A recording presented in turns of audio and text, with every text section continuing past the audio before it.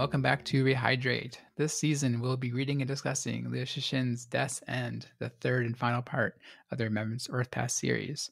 This is Season 5, Episode 2, The Swordholders, where we'll be discussing the first half of Part 2. We previously discussed the three-body problem and the Dark Forest, and the hosts have varying levels of knowledge on this book and the series. My name is Dan, and I have read the entire series. This is Tim, and I've only read up to the current week's readings. This is Amin. I've also only read up to the current week's readings, but along with Dan and Talia, I also co-host the Rehydrate spoiler cast. So if you have read the entire series, or you're like me and you don't care about spoilers, you should check that out as well.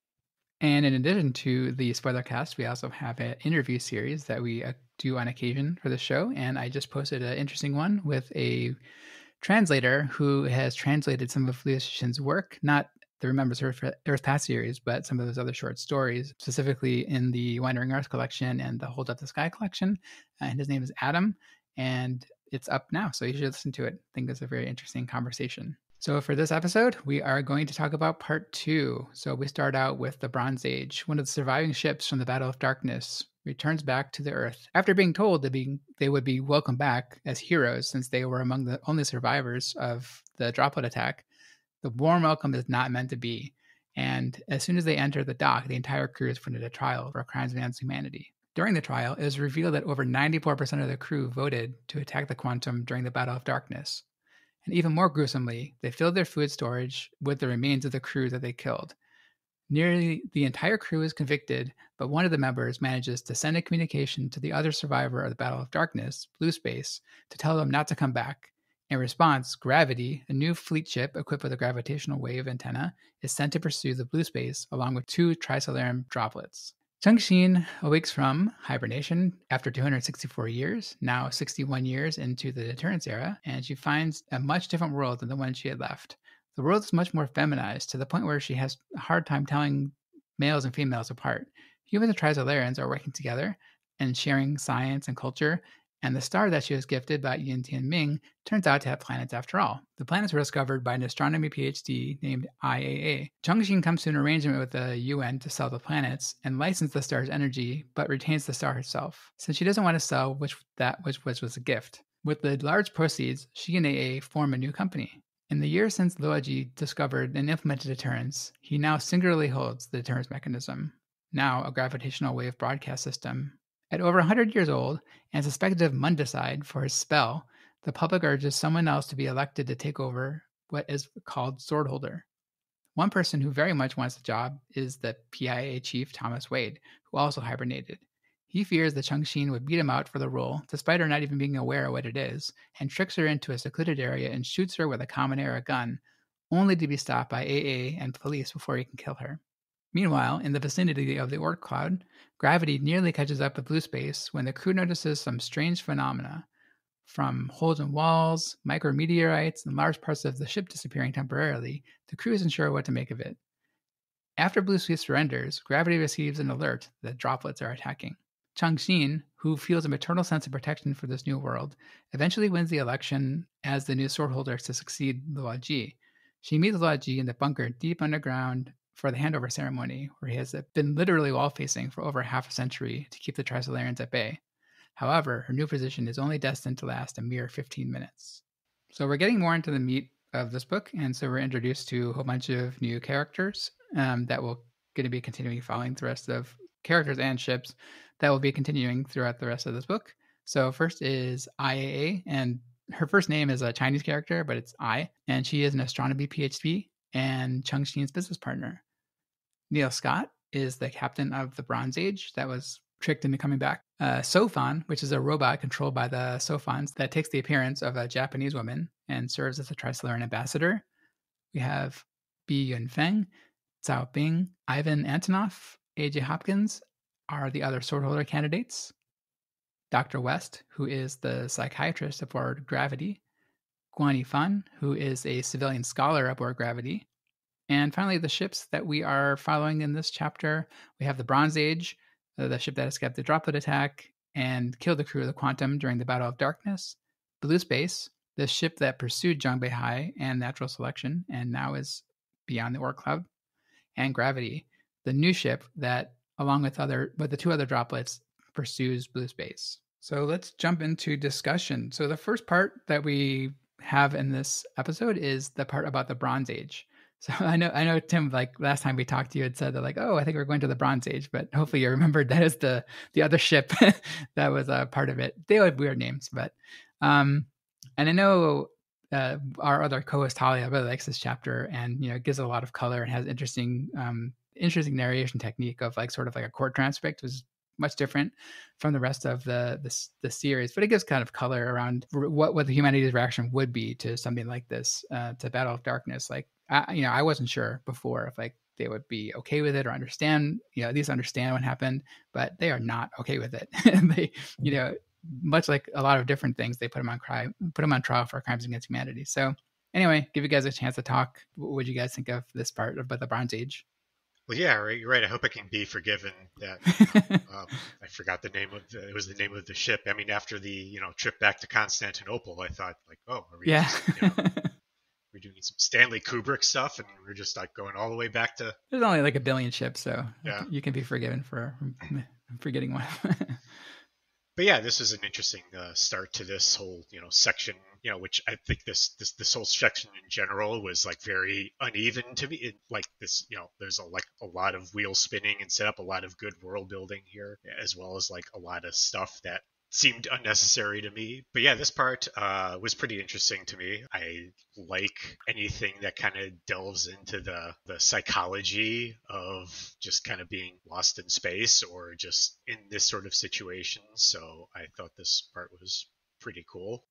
Yeah, and everyone like acted like it's just natural. Like, well, yeah, of course, like we ate the people. Like that's what everyone would do. Like it's just like their behavior flipped so suddenly. Yeah, well, they make these like they make the point when people on Earth, say that they start to see people who have, in this situation as like no longer human. It seems like this is a big maybe philosophical point he's making, or a point about human psychology, that he's trying to make here, is that once you're under these well, I mean, they seem to, think that being human means having this connection to Earth, and that if you are removed from any concerns, or like your sense of ethics, or your, what's important to you is divorced from anything happening on Earth, that you are no longer human anymore. Which, I don't really necessarily buy. Like, I can sort of see the idea. I mean, obviously, like they're, them on the ship, like they have an entirely different set of concerns and things that they have to worry about now. Like that's their entire world is this, and their entire survival hinges on the decisions they make here,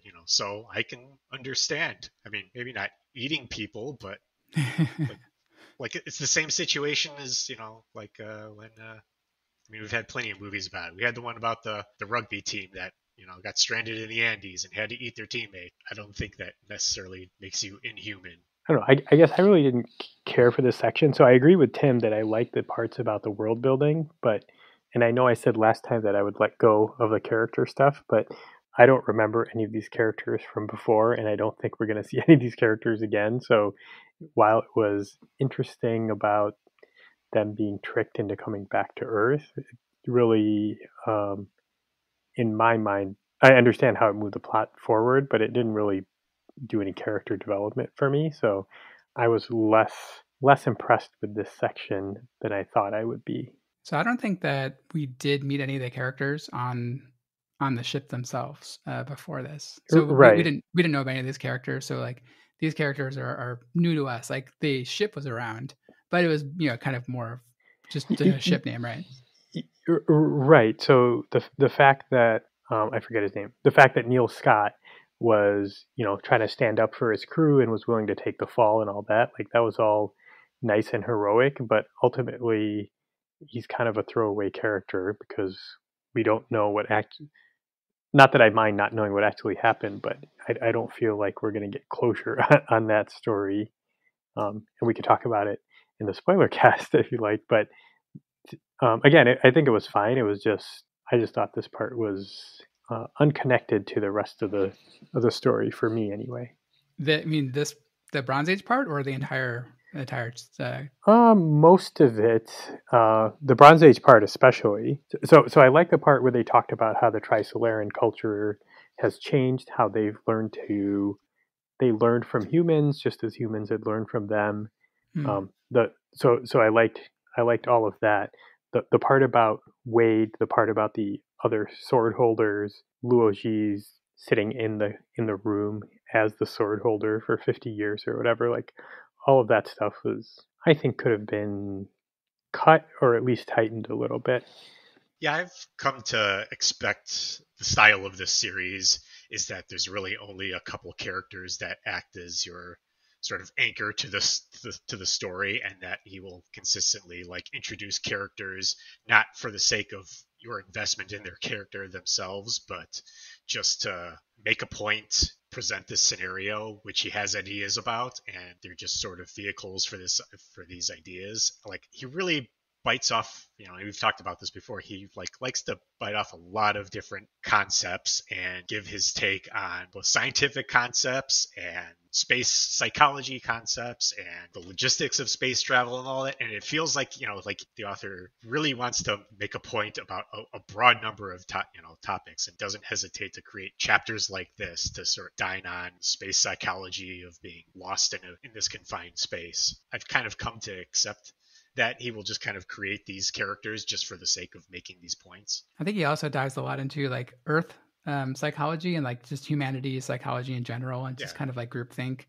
You see that a couple times in this chapter too, of like how humanity is super fickle. Like I like the part where after they realized about the dark force principle, that humanity like freaks out and like shuts down all communication and like declares like any radio broadcast a crime against humanity. Sure.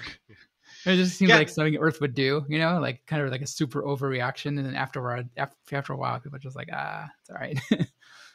I'm pretty surprised at just how dedicated to the rule of law though everybody is. Now it just seems like a lot of effort to go and just bring these like trick these ships, these couple ships that got away, and bring them back to get to put them on trial. Same thing with Luoji. It's like, okay, you're 100 years old and you've sat there, now we're still going to put you on trial for, well, my favorite new word here. Yeah. Mundicide. I don't know if he made that up, but like it's awesome. I mean, I looked it up. It's a word. I don't know if he invented it, but yeah, it sounds like a sci-fi It's on Wikipedia word. now. Yeah. So I think, to me, like the reason that humanity, it is a big elaborate plan to kind of bring them back and trick them and like have all like the revelers in there and be like, oh, you guys are great. And then like everyone just like immediately shuts down. It's artificial scenario. But I think the reason behind it all is because they don't want what they feel as like non-humans at this point representing humanity in space, right? So like they're trying to get them back. So like that version of humanity, if we have to invoke deterrence and the Earth gets destroyed, then that will be the only part of humanity left, and they're not even considered humans anymore. So I think that's why they went to such lengths to trick them and bring them back, because like they weren't coming back anyway. I'm not sure why. Another part was like they were unconvinced that they're going to go back until the Sophons came and unfolded in front of them, and then they're like, okay, the Sophons like helped us communicate, so we'll go back. Like obviously, why couldn't the Sophons just trick them, right? I guess at that point they didn't know the Sophon or the Trisolarians had the ability to lie now, but yeah, it is a kind of convoluted plan. But I do like Tim was saying, like the kind of more high-minded kind of like space, the consequences of space, right? And that's why I like this chapter. Like me, and I think there were like vestigial parts of this that like I didn't really care for. Like I don't, like the thing with Wade trying to kill her. Like I mean, maybe he's being set up as a villain or comes back in some way and all that. But like I don't know. I didn't really didn't understand the point of that, as well as like the whole. Like I don't know why the different candidates for the sword holders, like where these people came from and why they only seem to choose how they were chosen, and why they only seem to choose, like, I suppose, common era people, or I forget what the terminology they use for common era. Yeah, common era people for this. I think what it was is like they considered the common era people to like, because Luoji is a common era person, right? And like he is effectively, like him or not, based off of his Mundicide or what have you, he has been an effective deterrence to the point where it seems like there's like a peace now between Earth and Trisolaris because of the Trisolaris, or because of the deterrence factor, right? They want to get rid of the G, but they want to keep that kind of threat. Right. But or some people do, right? But that's why Changxin is eventually elected, because they think they don't really need it anymore. So they want a more maternal kind of person who's not going to be like as harsh as the Leggy, and definitely not as harsh as someone like Wade, or and the other people are sort of like in the same spectrum as Wade, it seems. Right, but they don't seem to think that anybody from their era has the right stuff to. Yeah. All the weak-hearted new children. Right. Yeah. Everybody's all feminized here, I guess, which is this is definitely like the weirdest part of it. Is this notion that like men have been feminized? Like, is this? I imagine out there in the discourse about this series that there's probably a lot of discussion of this. Yeah. This is definitely up. There's a common theme of and the criticism around misogyny and that kind of stuff, and this definitely comes up in that discussion. I mean, I think it's trying to convey a point maybe that like common era people are like more simple, like more primitive, where the future people are kind of more evolved, and like the appearance and like doesn't really matter, or like maybe like more like soft-hearted or what have you. That's what my take on it was. That's interesting. So my read of that was more. It was more that from a larger scale perspective, it was more that I don't know how to say this, that the characteristics of the genders were converging, and that's kind of how I read it. And it would have been, I don't know, maybe my hypothesis would be supported if he had said something about the women becoming more, I don't know, quote unquote masculine, whatever that means. But I took it, over hundreds of years that everyone's just converging to a way of being and of acting more than this is just men becoming more effeminate, which I also understand that reading of it. I think it's because specifically, like, they keep talking about like how common era men are like, like look so much different, look so much like more primitive, right? And I think that comes up a couple of different times. I think that's why I take it that way. Yeah, I'm not sure if I take it that, he's just saying like, oh, gender, traditional gender roles or, like ideas of gender are going to break down in the future. Like, I do feel like there's a bit of like paranoid. Well, he has a section, I think when he first talks about this, like he has a section about how, already in the 1980s or something like that, men were changing or becoming feminine. So like I do feel like there's a bit of like insecurity being extrapolated in here. And I also think the way, so the Sofan, the character, I think the way he wrote about her was also, I don't know the right word, but it was also weird to me. Like it seemed not lecherous, but in a way almost lecherous. And again, I'm sure she will have more to do and say, but so far all we know about her is her physical appearance, basically. And she's really into the way of tea. Oh yeah, they spent a long time doing that. Yeah, I mean, I wonder, like, he's a Chinese author, so like what the Chinese and Japanese haven't had historically good relations, but he's probably conveying like some, because like there's a lot of American stereotypes, right? Like kind of like for brash and kind of dumb and militaristic, right? So like now he's like he has this Japanese character, and we had another Japanese character too in Street Fighter Problem who was kind of more elegant, and now we have another one who's like way more elegant, even though it's not really a Japanese person, but she's taking the form of a Japanese person, right? And like going through like these ceremonies and like these really intricate kind of details. So I wonder if he's conferring like his thinking about how Japanese people are onto her, and that's why he has it that way. Yeah. I mean, it's the same thing in the in the West. I think there's always been a bit of like a fetishization of like Japanese women in a sense. I do think that's going on here as well. Like, it's interesting to me that someone Chinese background as well, but as you say, said like historically they've had very not great relations as well. So I'm sure there's a lot of stereotypes back and forth between Chinese and Japanese as well. Yeah, I mean, he's probably seen all the same movies we have, with like the cool Japanese people, all the anime and whatever. So like, I'm sure it just comes from that kind of background. Right. And also speaking of the Trisolarans, like Amin, you mentioned that you liked the part about the Trisolaran cultural and scientific exchanges. So I guess why did you like that part? I thought that was a good bit of world building just to show how this Cold War can evolve. Mm, I just thought it was an interesting way of, and he even used the U.S. Soviet Cold War as he referenced it in there. So to me, I was thinking it would be. I don't know that the U.S. and the Soviets had that much of a technology exchange, but right. it just seemed like an interesting part of the truce or treaty that they have between them, and how they could help each other. And I also liked how the humans were kind of demanding things of the Trisolarans more than just having it be a mutual exchange.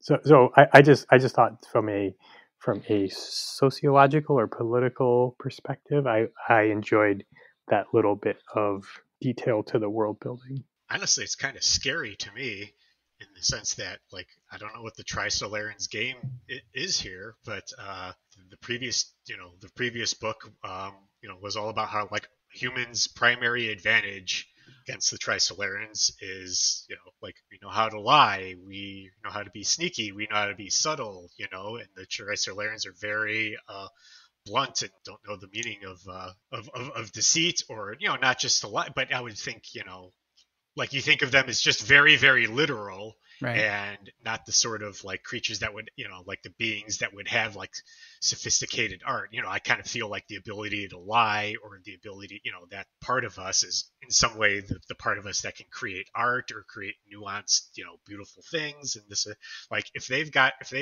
only learned how to lie, but like they can like create art and cultural, stuff that's as sophisticated as ours, and isn't like ham-fisted or blunt or childlike or anything like that. I feel like they just completely leapfrogged anything Yeah. we might have over them. So like them doing this like kind of nice like cultural exchange, like softening us up, might be just like they've might be the biggest lie of all, from setting us up to. Maybe that's a strange read of it, but No, I it's mean, like yeah. they now have the ability to just to completely butter us up. Yeah, I mean, like that's our biggest advantage, right? That, we can have things like wall-facer program, and we can, hide things from them, Yeah, or like and do be we have a deceitful. certain mental sophistication over them, Right, right, if not technological, and now it doesn't seem like we have that anymore. right, right. They're not only as devious, but as artistic as we are. Yeah, yeah. They seem even better at it than we are. I'm yeah, like I really kind of hope we kind of learn the explanation as to how they could like create or make movies featuring realistic humans. Like, is this just all CG based on what they know, Yeah. really sophisticated CG about what they've been able to glean from humans, or what? If I remember right, hopefully this is the right chapter. But I think they even mentioned like human like yeah, humanity is sort of having an influence on their culture too, and kind of changing their culture as well. Um, and Maybe, like, but again, maybe yeah, that's just the biggest lie of all. could be, yeah, who knows? But yeah, it seems like they like humanity so much that like they started emulating this style of art, and like maybe because their technology is so advanced, they're able to, yeah, do really really fancy CG, and like like they're able to make a basically an AI robot who lives on Earth, right? I guess I just don't trust him to not go to a dark place. Yeah. But yeah, it also seems they're sharing a lot of technology with us, and I mean, really, like the ultimately, it seems like deterrence has been working for the past 60 years, right? Like they know that they need us to not enact deterrence, and so they're sharing. They unblock the SOFA lock, so scientific progress can continue again. They give us the means for like gravitational wave antennas. They give us, all this like stuff, just to make sure that we have this cooperation. And it seems like humanity is kind of being rolled into another sense of security because of it, right? So like that's why when they need to elect a new sword holder, they go after someone like Chung Xing and say like, oh, we're cool with the Trisolarans now. We're all friends. So it's based off the end of this chapter. We don't know because the droplet attack, or they said that the droplet is attacking gravity and blue space, right? Why is it attacking right now? I don't know. Like maybe that's a misunderstanding, or who knows? I guess we'll find out.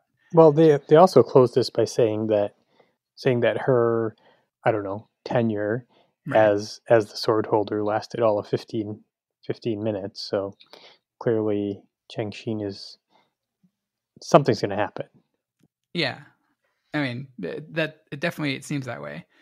So you picked a good you picked a good stopping point, by the way.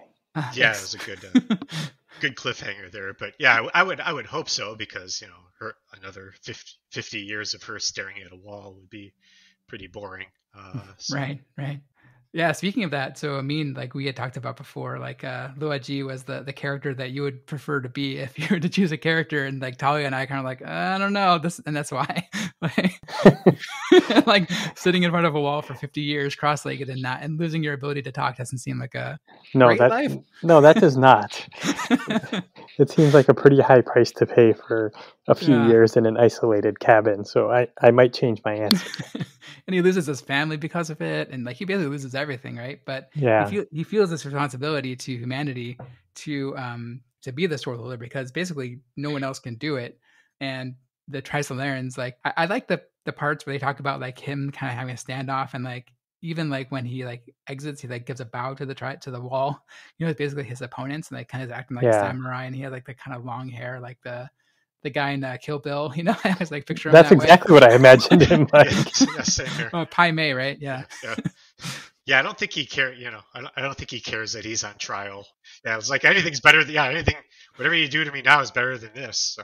If they even like as he's walking out, they're like, "Hey, Logi, you're under arrest," and he just like walks right past him. And like, what are you gonna do to me? It's like. But were you guys happy to see him come back, and it, kind of a bigger through line between the last book, and have like a kind of like a more of an ending than we've had from other characters? Like, we never had anything follow up from Wang Miao, so now we have like at least a continuation of Logi's story. We can kind of see what happened in the past 50 years or so. I did like that, and I like the way that the author wasn't explicit about like what happened to his family. It was either it was this scenario where they ran away, or this other scenario where he sent them off. I thought that was I thought that was well done, rather than just being more ham-fisted with it like he usually is. So I liked this part of his story. Yeah, I think it was an interesting end for him, especially considering the kind of person he was before, kind of a selfish playboy type. So him just kind of becoming this, I guess, ascetic monk in the extreme. Right. Was an interesting turn. But yeah, I think it's a good send off for him, if it is a send off. Yeah, I think he even mentions like he had like a hedonistic life or whatever before, and like now he's like totally dedicated to preserving the peace, even though humanity doesn't even like him, doesn't even give him credit to do for doing it, right? Like they want to put him on trial, but he doesn't care. He just knows that like his job now is to protect humanity against Trisolaris and keep the peace. Well, the next thing I want to talk about is when we get back onto the blue space and gravity, and so the events that out past the what they call the Oort cloud, which is the space outside of the solar system. So we start seeing some pretty strange events. We see holes in walls. We see a micrometeorite with no holes in the hole, but like puncturing the food tube or something. And then another guy observes like half of the ship missing. But then it just goes away. So, any ideas what's happening there? No, but I'm always into space horror.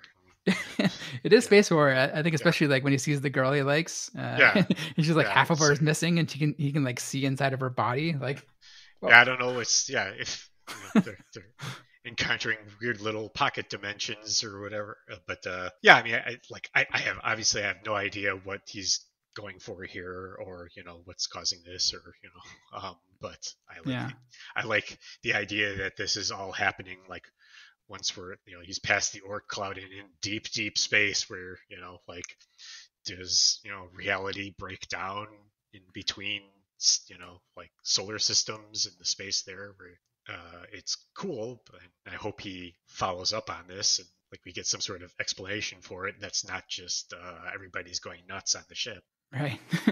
Yeah, that's a pretty well-worn trope, right? Of just people going crazy in space, like Ren and Stimpy, space madness. Right. Yeah, well, I'm always disappointed when a scary supernatural thing is all in somebody's mind, or it's just Hmm. all a dream. It's But I mean, it's pretty widespread, right? It's like happening to all these like right. different people.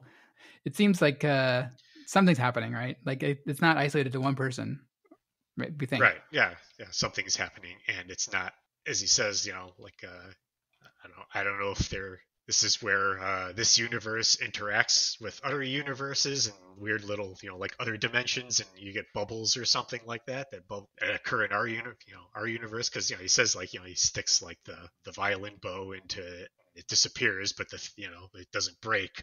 Hmm.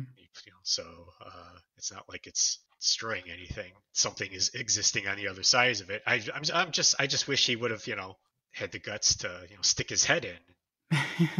I mean, yeah, and the other girl was okay too, right? Like he saw Yeah, like her body cut in half, and then like, yeah, I mean that part was pretty funny. Like like goes and he's like has like the super crush on her, and like goes and talk to her, like slams the door in his face. right. Yeah, I thought visually this was the best part of this section. Um, Hmm. when and if they make this into a real TV show, I think that's going to be. It reminded me of kind of in T2, I guess, was the first time it happened when like Arnold Schwarzenegger comes back from time and there's a sphere and it cleanly cuts the pickup and all those kinds of things. That's kind of how I envision this, but on a much larger Yeah, scale. this part is like one of the things that was in my mind too, of like how are they going to do that in an effective way?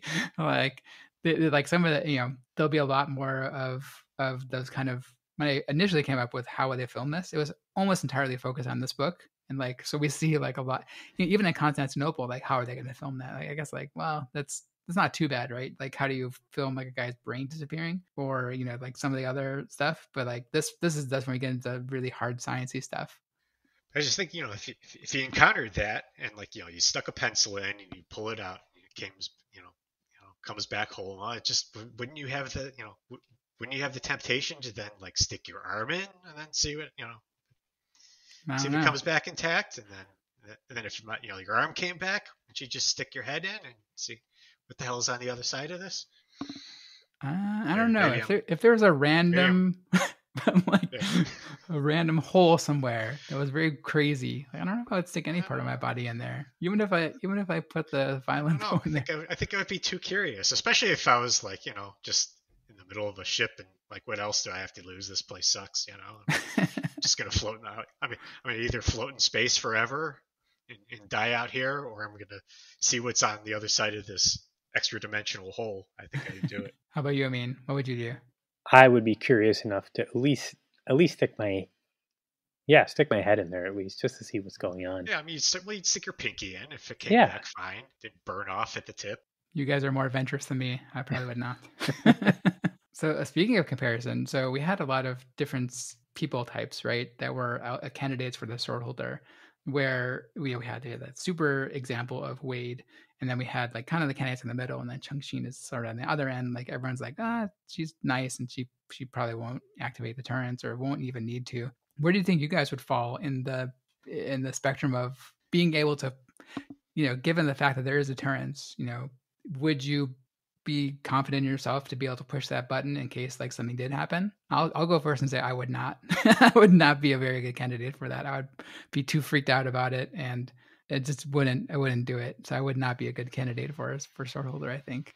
Yeah, I mean, I like the little point about how it actually took like a sequence of Oh yeah, like it's like four button buttons or presses something. or whatever like that. Yeah. So you'd have to put some thought into it before you did, because like if it was just a single like hit this button, blah blah blah, I could see myself panicking enough and all that, like if it was just that simple act, if like it was just something you could do reflexively, maybe doing it, it's like, well, this is, I have no connection, like especially if I'm in the middle of a bunker 50 miles down to the Earth's crust and I have no connection to anything else other than my entire life is me and this button. I just hit it just to do something different. But if you had to like put some thought into it and take a second to realize the consequences of what you're doing. Yeah, I feel like I mean, it's I would be second guessing myself too much in order to be an effective sword holder. Like I would hesitate and not want to accidentally do it or like want more information or think about it more or whatever, and just like I would never actually activate it.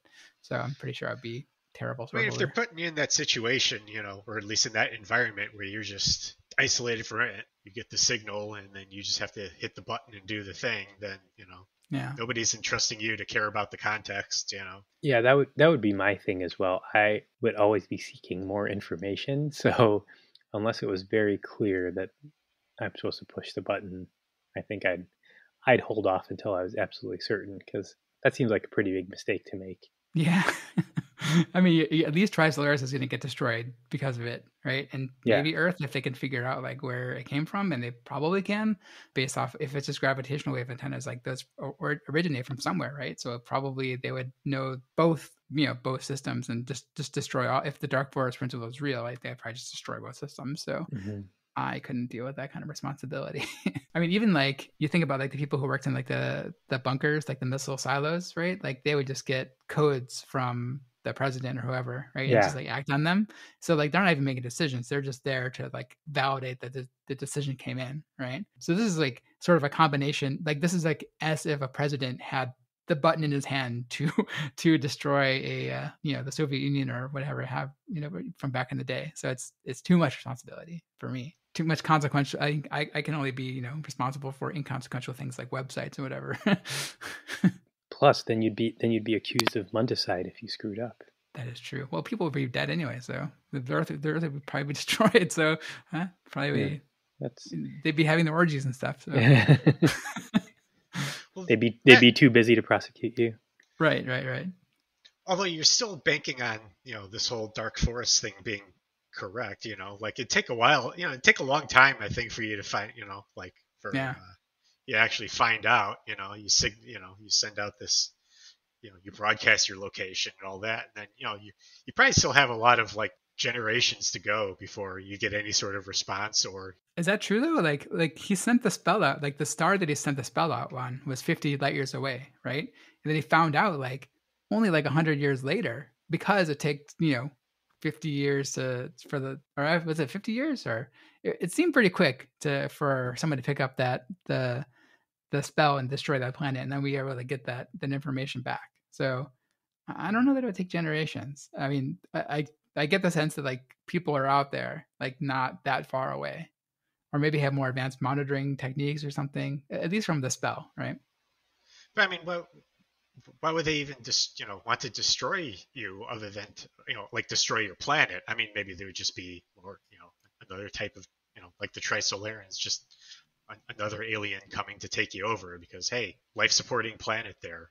I just feel like even if he did hit the button and then went out, it would take some time, and there would be Earth would go through another era of some people doubting that it's ever going to happen. Some people, factions forming that yes, something's absolutely going to come and destroy us, and then another faction saying, well, what if they're coming and they'll be maybe they're friendlier than the Trisolarans. Another faction will believe that it's just going to be a giant laser beam Death Star that comes to destroy us. But yeah, I don't. Yeah, like I don't think that like you're sort of putting a lot of faith in the idea of like immediate and assured destruction. Yeah. This whole theory being correct. So that would affect my willingness to hit or not hit the button in some way as well.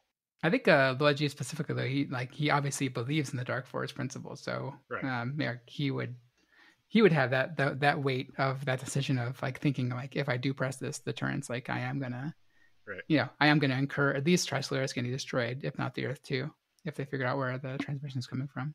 And that's the only evidence we really have, right? Is like he sent the spell, the planet got destroyed almost immediately after that message got out there. Right. But yeah, who knows? Like maybe the Dark Forest principle is, maybe we got lucky that way, or quote unquote lucky. Like it was a coincidence. Who knows, right? Yeah, it seems kind of dumb to me to just blow up a life supporting planet just for sake. But yeah, but maybe they don't need it. But maybe there's more life supporting planet that it's not as valuable as I think. Me being an Earthling, and this is the Yeah, I mean, already like Changqing Star has 3 planets that are, I think one of them Yeah. is habitable, right? So, and that was only found out because they have the more advanced monitoring, the telescope that the AA made. She's able to find that using new techniques. So, and that planet's not that far either, right? So maybe there's a lot more planets than we've been, because right now, like we're only able to determine planets based off of like wobble, right? In light waves. With more advanced technology and a more advanced monitoring capability, it's probably like billions and billions of planets out there that are life supporting. We just can't see them. And so, speaking of deterrence in Changxin, at the end of the chapter, we see the blue or the gravity gets an alert saying there's droplet attack. We have, it seems like the Trisolarans like maybe are preparing for an attack. So, do you think if they really are preparing for an attack, that Changxin would activate deterrence based off of what you know about her? No, absolutely not. Yeah. Yeah, so one of the things I thought was again a nice touch was they described how Uji had his cave set up, and it was completely Spartan, and he was just focused on one thing. And when when she came in, they told her that she can add stuff in here to make it more comfortable, and she later on they said something like she looked around and she thought that would be a good idea. She wanted to make it more comfortable in there, which means she is less focused on the job than Luoji would be. Yeah. And yeah, so even if I didn't know what was going to happen from the spoiler cast, I would still assume that she was not going to do great at this. Yeah, I don't think she would is either. Obviously, like her talk about her maternal sense. Yeah, I don't I just don't think that she would like be that quick to pull the trigger. Well, they said they only have what 10 minutes to based off of like where the probes are to hit that button and make it effective, right? Yeah. So she's gonna have to make a decision in the next couple minutes here. Right, but yeah, but she's definitely not. She's I wouldn't say like soft-hearted or whatever, Hmm. but I don't think like considering how she like dealt with the situation with forgetting his name, the brain in space, and how Yun yeah, Ming. yeah, Tianming, and how she didn't want to like sell the star and all that. Like I think she has like maybe enough sentimentality in her. I don't think she would just pull the trigger that fast or would hesitate. Dan, you have to go way back in your memory bank for this, but do you remember what your reaction was when she became the sword holder? Were you like, "Oh nuts, this is all going to go badly," or were you pretty confident she would figure it out? I thought she would figure it out. I guess like I didn't have this break here. I Yeah. continued throughout the book, and like we find out what happens. Like it's not a spoil. On next episode, we'll find out what happens. So like they talk about it a lot, and yeah. So I immediately continued. So I didn't have that much chance to think about it. I think, but Got it.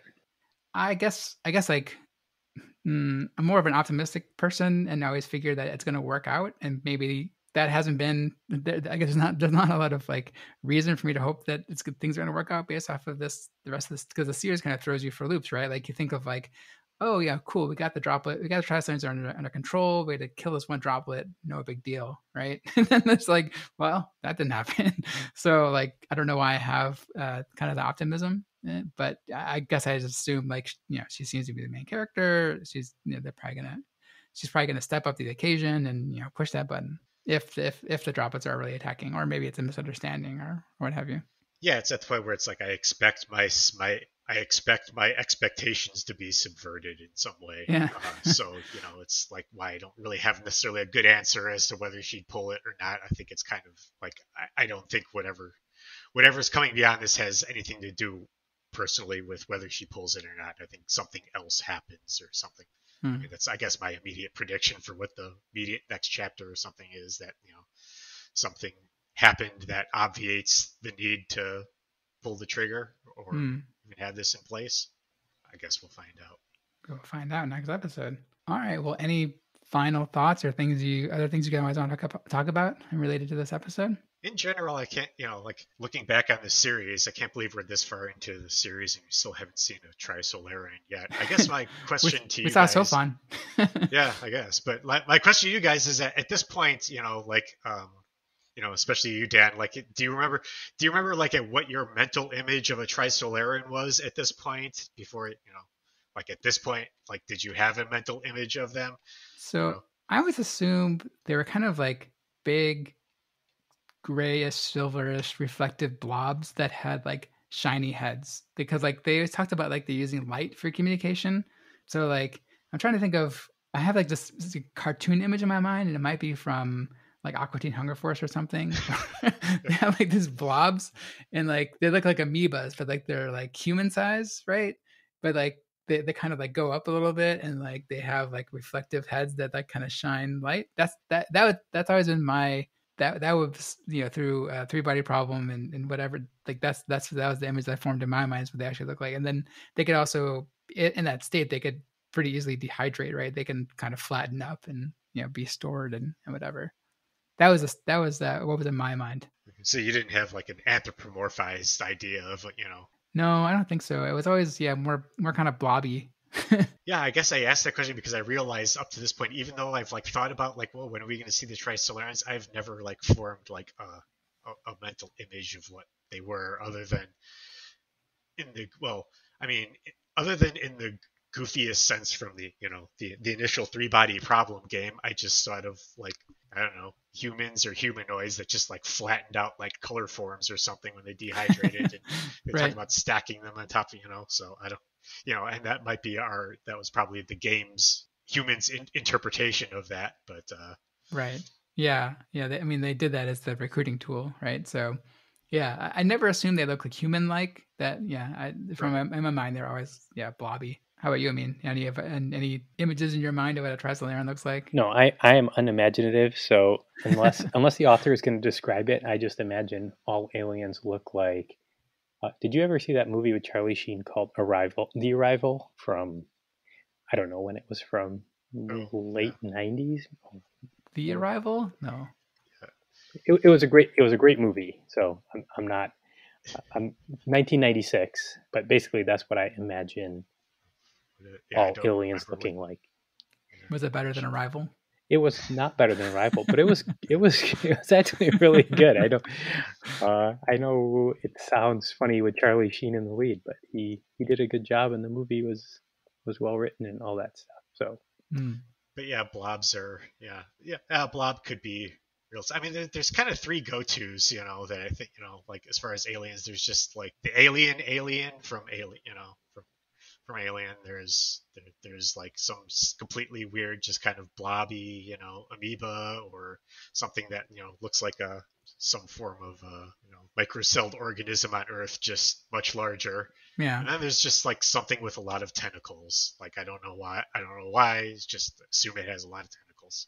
Yeah. Yeah. Oh, I would add like I don't know who made this popular, but I'm gonna call it like the Area 51 alien as well, with like the trapezoidal head and the big eyes. Well, yeah, that's the classic gray. Yeah, the gray one alien. But that's so that's like National Enquirer, I think, made that one popular. That's maybe. There's also the insect kind of looking aliens too, right? Like where aliens like look like giant, like that. We got that in the last book, the Long Angry Waves, the last book we talked about, right? Where they had like the bugs. Kind of put those somewhere between like the alien, and the tentacled whatever. But and space bugs are always a go-to. And I wish there were more aliens like Marvin the Martian as well, because he's great. You got it. That's what the Trisolarans is exactly like. Spoiler. No, I'm sorry. They actually look like Alf. That's the secret. I mean, they got to build things. They got to have opposable thumbs or something that can manipulate small objects. Yeah, they can build droplet. They can harvest strong interaction material to build droplets and sophons and a bunch of other ships that they send out. So Dan, you can spoil this for us. So the next episode is called Australia. Is that another ship, or is that actually the continent on Earth? I don't think I want to spoil it for you. Oh, all right. You'll have to. You have to find out. Yeah. It'll be it's it'll not. be a It's not mystery. what. It's not either of those things. Oh, interesting. I don't want to spoil it for you. Like Okay. I mean, you'll know about it soon enough. We talk, but, our listeners might not have a tolerance for spoilers in the same way I would. So I will let people read it because yeah. I mean, the book only gets better from here. I talk it up all the time. I do kind of get how this section is a little bit uneven because it's a lot of like world building and kind of like a bunch of different concepts coming together. But I think it's going to start to really gel coming forward here, and then introduce a lot more cool stuff. So yeah, it definitely felt like a setup section. Yeah, I mean, they have to like talk about like what Swordholder is, like what the consequences of deterrence have been for the past half century or so. So there's a lot of like stuff that in the people's like mental state around deterrence and around the people in space, right? So there's a lot of like just kind of getting people's and jumping into the future, right? Like we went like way above where the G went, right? Like we went 264 years into the future. So we have another huge jump in that. All right. Well, I hope you guys are looking forward to learning more about what the meaning of Australia is for the next episode. So thank you very much for listening. And check out rehydrate.space for release episodes, reading lists, pronunciation guides, and all the other stuff that we put on there. Leave comments by emailing us at rehydrate@fastmail.com or on Twitter at rehydratepod. And please join us next time for Season 5, Episode 3, Australia, covering the second half of Part 2 of Death's End by Lisa Shin. Thanks for listening.